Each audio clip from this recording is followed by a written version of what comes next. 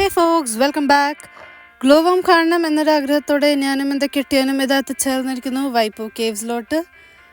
And this is one of the huge cave that I have ever seen. ഇത് നമ്മൾ സ്വയം explore ചെയ്യേണ്ടതാണ്, ഗൈഡില്ല, ആരുമില്ല. ഇപ്പോൾ മാർക്ക് ചെയ്ത് കാണിച്ചതായിരുന്നു അതിൻ്റെ വൺ ഓഫ് ദി എൻട്രൻസ്. ഇതിന് പല എൻട്രൻസും ഉണ്ട്, ബട്ട് ഞങ്ങൾ ഈ എൻട്രൻസിൽ കൂടാണ് ഉള്ളിലോട്ട് പോകാൻ പോകുന്നത്. കേവിൻ്റെ അകത്തോട്ട് കയറുന്ന മുമ്പ് നമ്മുടെ സ്കിൻ എക്സ്പോസ്ഡ് ആയിട്ടുള്ള സ്ഥലങ്ങളിൽ ഇൻസെക്ട് റെപ്പലൻസ് അടിച്ചു കൊടുക്കണം, അല്ലെങ്കിൽ എന്തെങ്കിലും പ്രാണികൾ ജീവികൾ നമ്മൾ കടിക്കും, അത് നമുക്ക് പണി കിട്ടും. So make sure you do that.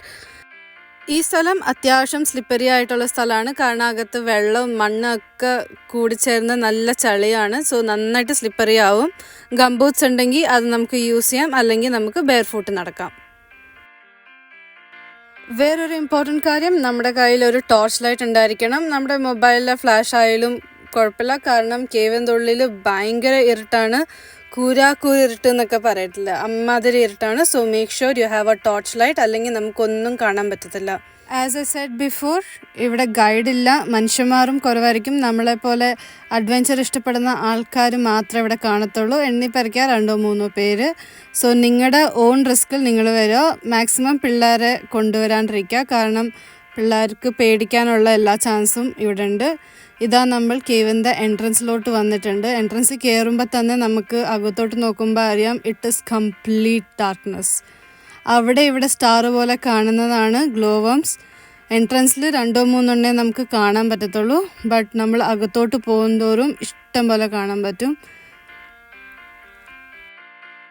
As A Z, ഈ പ്ലേസ് നല്ല സ്ലിപ്പറിയാണ്. സോ പതുക്കെ സ്റ്റെപ്പ് ബൈ സ്റ്റെപ്പ് നമ്മൾ നടക്കണം അകത്തോട്ട് പോകുമ്പോൾ, കാരണം വെള്ളത്തിൽ കൂടെ ആയിരിക്കും നമ്മൾ മെയിനായിട്ട് നടക്കാൻ പോണത്. നമ്മൾ ടോർച്ച് ലൈറ്റ് അടിച്ച് പതുക്കെ നടന്ന് നമ്മൾ ഏകദേശം സെൻറ്റർ ഓഫ് ദി കേവ് എത്തിയിട്ടുണ്ട്. ഇതാണ് ഗൈസ് അവിടുത്തെ കാഴ്ച. ഇഷ്ടം പോലെ ഗ്ലോവംസ് ഉണ്ട്. It's like A constellation of stars. ഈ കാഴ്ചയിൽ മുഴുകി ഇരിക്കുമ്പോഴാണ് പെട്ടെന്ന് എന്താ കിട്ടിയാൻ പറഞ്ഞ്, എടി എൻ്റെ കാലിക്കൂടെ എന്തോ എഴിഞ്ഞു പോയ പോലെ തോന്നിയെന്ന്. നമ്മൾ ജസ്റ്റ് ഒരു സേഫർ സൈഡിന് വേണ്ടി വെള്ളത്തിൽ അവിടെയൊക്കെ നോക്കിയപ്പോൾ ഒരു വലിയൊരു മീൻ ജസ്റ്റ് പാസ് ചെയ്തു പോയതാണ്. അത് വേറൊന്നും അല്ല, ഒരു ക്യാറ്റ് ഫിഷ് പോലത്തെ ഒരു ഫിഷായിരുന്നു. സ്റ്റാർസിനെ നേരിട്ട് കാണുന്ന ഒരു ഫീലായിരുന്നു ഗൈസ് ഇത് കണ്ടപ്പോൾ. It was really amazing. Further ഞങ്ങൾ കേവ് എക്സ്പ്ലോർ ചെയ്യാൻ പോയി. ഞങ്ങളുടെ മുന്നിൽ വേറെ 2 ആൾക്കാർ എക്സ്പ്ലോർ ചെയ്യാൻ വേണ്ടി പോയിട്ടുണ്ടായിരുന്നു. സോ അവർ പോയ ധൈര്യത്തിൽ ഞങ്ങളും അവരുടെ പിന്നാലെ വെച്ച് പിടിച്ചു. ഉള്ളിലോട്ട് കയറുന്തോറും it was really scary guys.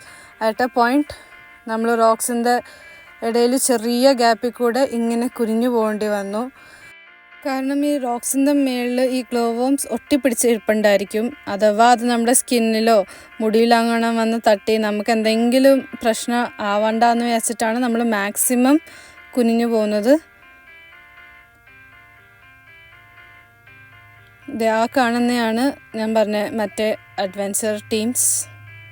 അവർ ഏതൊക്കെയോ വഴിയിൽ കൂടെ പോയി സഞ്ചരിച്ച് തിരിച്ച് ആ സ്പോട്ടിലോട്ട് എത്തിയതാണ്. ഞങ്ങൾ പോയ ധൈര്യത്തിലാണെന്ന് തോന്നുന്നു.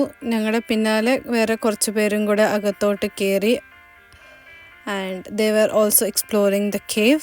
ഞങ്ങൾ പതുക്കെ തിരിച്ച് നമ്മുടെ എൻട്രൻസിലോട്ട് നടന്നു വന്നു. And we ended our adventurous cave tour right here. ഒരു 1.5 എക്സ്പീരിയൻസ് ആയിരുന്നു. അഡ്വെഞ്ചർ ഇഷ്ടമുള്ള ആൾക്കാർക്ക് എന്തായാലും ഇഷ്ടപ്പെടും. So make sure you visit this place at least once. എന്തായാലും ഗൈസ്, നമുക്ക് ഒരു ലൈഫേ ഉള്ളൂ. സോ അത് നമ്മൾ മാക്സിമം എൻജോയ് ചെയ്യുക, എക്സ്പ്ലോർ ചെയ്യുക, ട്രാവൽ ചെയ്യുക. Until the next time we meet, bye by and take care.